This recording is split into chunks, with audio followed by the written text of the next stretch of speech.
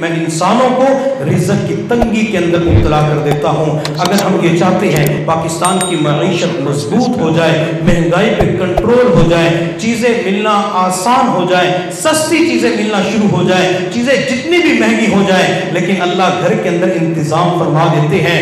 اگر چینی 200 روپے کلو ہو جائے، اللہ گھر کے اندر پیسوں کا انتظام فرما دیتے ہیں۔ یہ کس وقت ہوگا؟ جب عبادات کے ذریعے، دعاؤں کے ذریعے، نیک اعمال کے ذریعے اپنے رب کو راضی کیا جائے گا۔ جب اللہ راضی ہو جائے گا، اللہ اس کے اوپر رزق برکتوں کے دروازے کو کھول دے گا۔ بعض مرتبہ ذہنوں کے اندر سوال پیدا ہوتا ہے کہ ہم تو کئی مرتبہ دعا مانگتے ہیں، لیکن ہمیں تو دعاؤں کے اندر قبولیت کے آثار نظر نہیں آتے، ہماری تو دعائیں قبول نہیں ہوتی۔ اس کی وجہ کیا ہے؟ اس کی 3 وجوہات ہیں۔ آج کے دور میں ہماری دعائیں قبول کیوں نہیں ہو رہی؟ سب سے پہلی وجہ، شیطان ہمارا یقین کمزور بناتا ہے۔ شیطان کہتا ہے تو گناہگار، تو بدکار، نافرمان، سیاہکار، تو دعا نہ مانگ، تیری دعا قبول نہیں ہونی۔ جب شیطان یہ وسوسہ ڈالتا ہے، ہم بڑے آرام سے دعا کرنا چھوڑ دیتے ہیں کہ میں تو گناہگار ہوں، میری دعا تو قبول نہیں ہونی۔ اور بعض مرتبہ لوگ یوں بھی کہہ دیتے ہیں وہ تو امیروں کی سنتا ہے، غریبوں کی نہیں سنتا۔ اور بعض مرتبہ نعوذ باللہ لوگ یوں کہتے ہیں وہ پہلے سنتا تھا، اب پتہ نہیں کہاں چلا گیا، اب تو سنتا ہی نہیں، پہلے یوں تھا اب یوں ہو گیا۔ نعوذ باللہ بعض مرتبہ کفریہ کلمات زبانوں سے نکل رہے ہوتے ہیں۔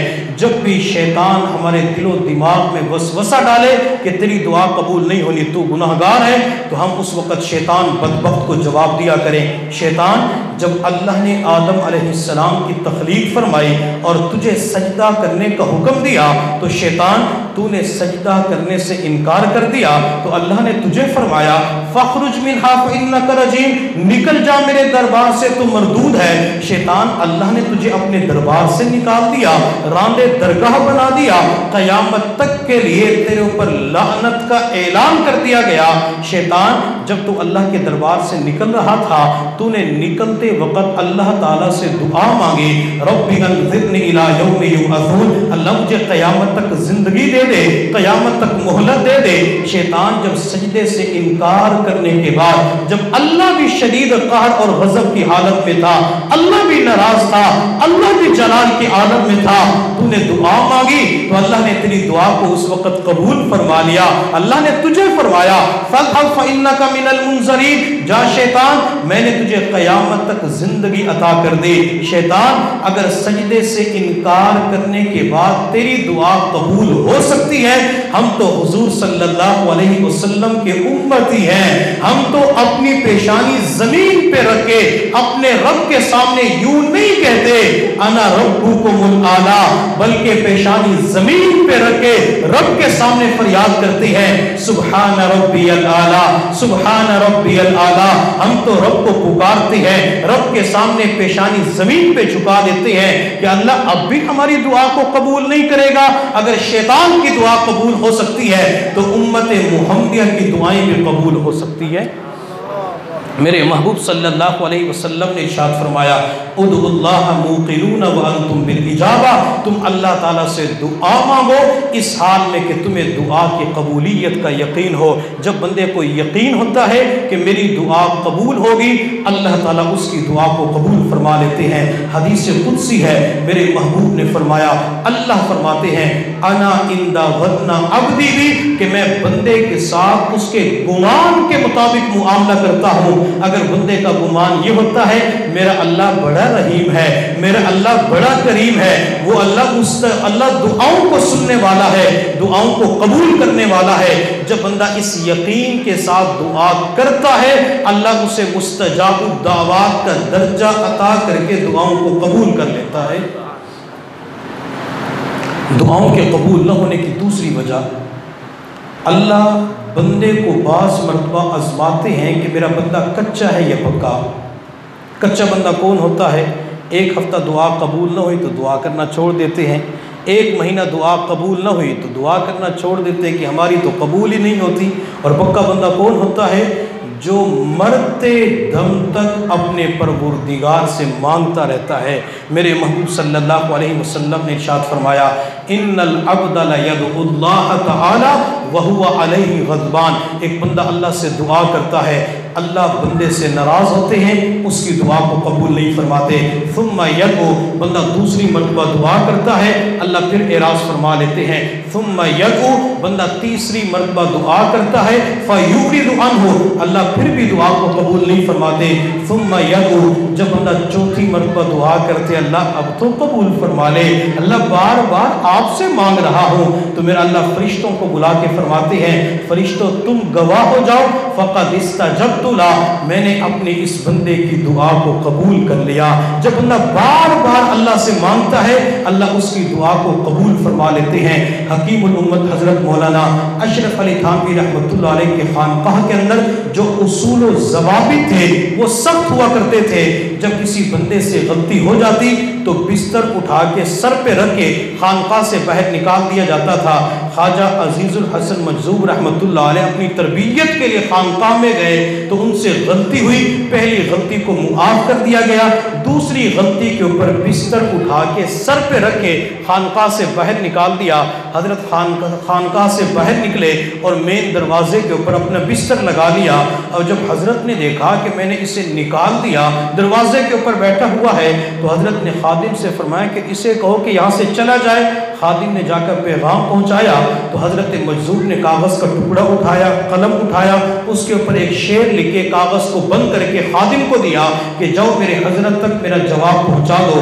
وہ خادم کاغذ کا ٹکڑا لے کے حضرت تھانوی کے پاس پہنچا، آپ کو کاغذ کا ٹکڑا پکڑایا تو حضرت تھانوی اس شعر کو پڑھ کے مسکرا پڑے. شعر یہ لکھا ہوا تھا، اگر تو در نہ کھولے گا تو میں بھی در نہ چھوڑوں گا، اگر تو در نہ کھولے گا تو میں بھی در نہ چھوڑوں گا، حکومت اپنی اپنی ہے ادھر تیری ادھر میری. حضرت جب تک آپ دروازہ نہیں کھولیں گے میں اس وقت تک آپ کے دروازے پہ بیٹھا رہوں گا. تو جب بندہ میرے حضرت فرماتے ہیں دعا مانگتے ہوئے اپنے 70 ماؤں سے بڑھ کے پیار کرنے والے رب کے سامنے فریاد کرتا ہے، اللہ بندے کا کام مانگنا ہوتا ہے، رب کا کام قبول کرنا ہوتا ہے. اللہ بندہ لے کے خوش ہوتا ہے، رب دے کے خوش ہوتا ہے. اللہ جب تک مجھے عطا نہیں کریں گے میں اس وقت تک آپ سے مانگتا رہوں گا. جب بندہ اس طریقے سے اللہ سے مانگتا ہے اللہ اس کی دعا کو فوراً قبول فرما لیتے ہیں. ایک اللہ والے ہر سال حج کے سفر پہ تشریف لے جاتے تھے. ایک مرتبہ سوچا کہ اپنے کسی خادم کو ساتھ لے جاتا ہوں. خادم کو ساتھ لے گئے، عرفات کے میدان میں پہنچے، اللہ والے تلبیہ پڑھ رہے تھے، لبیک اللہم لبیک لبیک اللہم لبیک. آسمان کی طرف سے جواب آیا، لا لبیک لک، تیری لبیک قبول نہیں. اللہ والے نے پھر پڑھا لبیک اللہم لبیک، آسمان کی طرف سے یہی جواب ملا، لا لبیک لک، تیری لبیک قبول نہیں.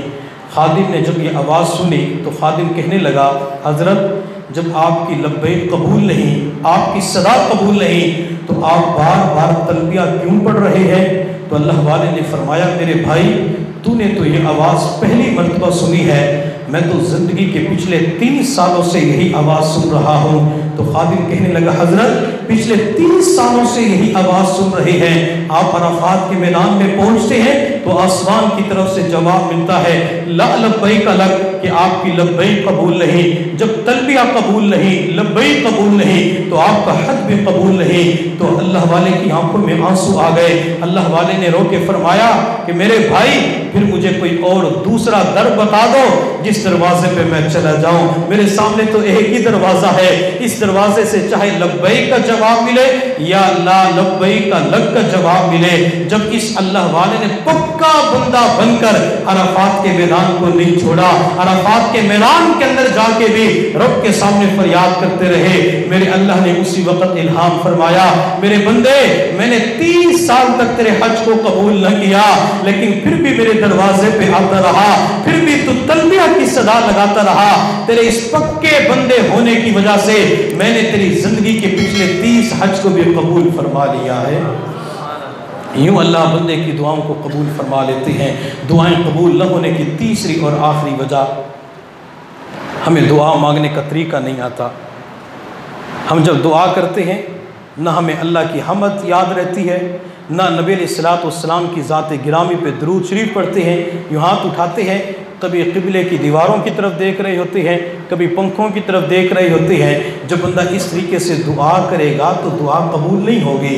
اگر دعا مانگنے کا طریقہ سیکھنا ہو تو بازار کے اندر کسی بھیک مانگنے والے کو دیکھا کریں، جب وہ 5 روپے کی صدا لگاتا ہے، 10 روپے کی بھیک مانگتا ہے تو اس کا ہاتھ یوں ہوتا ہے، سر جھکا ہوا ہوتا ہے، وہ سر اٹھا کے آنکھوں میں آنکھیں ڈال کے بات بھی نہیں کرتا، اس کے کپڑے بھی میلے کچیلے ہوتے ہیں۔ اگر دنیا والے اس کے کشکول میں 5 روپے کا سکہ 10 روپے کا نوٹ نہ ڈالے تو وہ رونے والی شکل و صورت بنا لیتا ہے، وہ جھوٹ بوٹ رونا شروع کر دیتا ہے۔ جب دنیا والے دیکھتے ہیں 10 روپے کی خاطر رو رہا ہے، دنیا والے جیب سے 10 روپے کا نوٹ نکال کے اس کے کشکول میں ڈال دیتے ہیں، اس کو بھیک مل جاتی ہے۔ اور اگر دعا مانگنے کا طریقہ سیکھنا ہو تو اپنے گھروں کے اندر چھوٹے بچے کو دیکھا کرے، جب گلی کے اندر کوئی چیزیں بیچنے والا آتا ہے، کلفی بیچنے والا آتا ہے، آئس کریم بیچنے والا آتا ہے، بچہ بھاگتے ہوئے امی کے پاس آتا ہے، امی مجھے 10 روپے چاہیے، میں نے کلفی خریدنی ہے، امی ٹافی خریدنی ہے، پاپڑ لینے ہیں، تو ماں کی طرف سے جواب ملتا ہے بیٹا میرے پاس پیسے نہیں ہے۔ بچہ کہتا ہے نہیں امی مجھے پلیز 10 روپے چاہیے، ماں کی طرف سے جواب ملتا ہے بیٹا میرے پاس پیسے نہیں ہے۔ جب بچہ دیکھتا ہے امی 10 روپے کا نوٹ نہیں دے رہی، وہ بچہ ماں کے سامنے زمین کے اوپر لوٹ پوٹ ہونا شروع کر دیتا ہے، حتیٰ کہ بچے کی آنکھ میں آنسو کا قطرہ بھی نمودار ہو جاتا ہے۔ جب ماں کی نظر بچے کی آنکھ سے نکلنے والے مکھی کے سر کے برابر آنسو کے قطرے کے اوپر پڑتی ہے، ماں کی ممتا جوش میں آ جاتی ہے، ماں فوراً بچے کو اٹھا کر اپنے سینے کے ساتھ لگا لیتی ہے، ماں سر سے دوپٹہ اتار کے بچے کی آنکھ سے آنسو کو صاف کر کے کہتی ہے بیٹا چپ ہو جا، بیٹا تیرے آنسو مجھ سے نہیں دیکھے جا سکتے، بیٹا تیرے رونے نے مجھے بھی رلا دیا۔ اگر بچہ ماں کے سامنے رو پڑے ماں کی ممتا جوش میں آتی ہے، جب دعا مانگتے ہوئے بندہ رب کے سامنے رو پڑتا ہے، رونے والی شکل و صورت بنا لیتا ہے، میرے اللہ کی رحمت کو جوش آتا ہے، بندے کی دعا قبول ہو جاتی ہے۔ سیدنا ابو بکر صدیق رضی اللہ تعالی عنہ فرمایا کرتے تھے لوگوں اللہ کے سامنے رویا کرو، آنسو بہایا کرو، اگر اللہ کے سامنے تمہاری آنکھوں سے آنسو نہیں نکلتے تو رونے والی شکل و صورت بنا لیا کرو، اللہ تعالیٰ کو اسی شکل و صورت کے اوپر پیار آ جائے گا۔ تیرے محبوب کی یا رب شباہت لے کے آیا ہوں، تیرے محبوب کی یا رب شباہت لے کے آیا ہوں، حقیقت اس کو تو کر دے میں صورت لے کے آیا ہوں۔ میرے پیر و مرشد حضرت مولانا پیر ذوالفقار احمد نقشبندی دامت برکاتہ العالیہ فرماتے ہیں اللہ رب العزت کی بارگاہ میں نہ تو زر چلتا ہے یعنی مال پیسہ نہیں چلتا، اللہ کی بارگاہ میں نہ زور چلتا ہے یعنی طاقت و قوت، نہ زر چلتا ہے نہ زور چلتا ہے، بلکہ میرے اللہ کی بارگاہ میں زاری چلتی ہے، اللہ کی بارگاہ میں رونا چلتا ہے۔ جس نے رو رو کے رب سے مانگا ہے اللہ نے اس کی خالی جھولیوں کو بھرا ہے، جس نے رو رو کے رب سے مانگا ہے اللہ نے اپنی شان کے بقدر اس بندے کو عطا فرمایا ہے، جس نے رو رو کر رب سے مانگا ہے اللہ نے اپنے وسیع خزانوں سے اسے عطا فرمایا ہے۔ لوگ عمرے کے سفر پہ جا رہے ہوتے ہیں، بھائی آپ کب جا رہے ہیں؟ کہتے میرے پاس تو کچھ بھی نہیں تھا، بس اللہ کی طرف سے غیب سے انتظام ہو گیا۔ لوگ حج پہ جا رہے ہوتے ہیں، آپ کا نام کیسے نکل آیا؟ میرے پاس تو کچھ بھی نہیں تھا، بس اللہ نے غیب سے انتظام کر دیا۔ یہ اللہ ہر چیز کا انتظام فرما رہی ہوتی ہے۔ اور آپ نے گھروں کے اندر دیکھا ہوگا جب بچے کی ولادت ہوتی ہے تو دنیا کے اندر آنے والا بچہ اپنے ساتھ کچھ بھی نہیں لے کے آتا، نہ اس کے پاس اپنا لباس ہوتا ہے، نہ اس کے پاس اپنا بستر ہوتا ہے، نہ اس کے پاس اپنا دودھ والا فیڈر ہوتا ہے، نہ برتن ہوتے ہیں، نہ پیمپر ہوتے ہیں، کچھ بھی بچہ اپنے ساتھ لے کے نہیں آتا، لیکن اس بچے کی ضروریات ہوتی ہے۔ چنانچہ مثال کے طور پہ ایک 7 بجے بچہ پیدا ہوا، اس وقت 7:24 ہو چکے ہیں، یہ 24 منٹ کا بچہ نہ اپنی امی کو جانتا ہے، نہ ابو کو پہچانتا ہے، نہ بھائی اور بہنوں کو پہچانتا ہے۔ اس بچے کی ضروریات ہوتی ہے، چنانچہ جب بچے کو بھوک لگتی ہے بچہ رونا شروع کر کر دیتا ہے، ماں بچے کو اٹھا کے سینے کے ساتھ لگا کے دودھ پلانا شروع کر دیتی ہے، جب بچے کو تکلیف ہوتی ہے بچہ پھر رونا شروع کر دیتا ہے، ماں بچے کے لیے دوائی کا انتظام کر دیتی ہے، بچے کو نیند آتی ہے بچہ پھر رونا شروع کر دیتا ہے، ماں اپنی گود بستر کے طور پہ پیش کر دیتی ہے۔ اب یہ 24 منٹ کا بچہ نہ امی کو جانتا ہے، نہ ابو کو پہچانتا ہے، نہ بھائی اور بہن کو پہچانتا ہے، نہ نرس اور ڈاکٹر کو جانتا ہے، نہ دایا کو جانتا ہے، آخر یہ چھوٹا بچہ کس کے سامنے روتا ہے؟ یہ 24 منٹ کا بچہ اپنے رب کے سامنے روتا ہے۔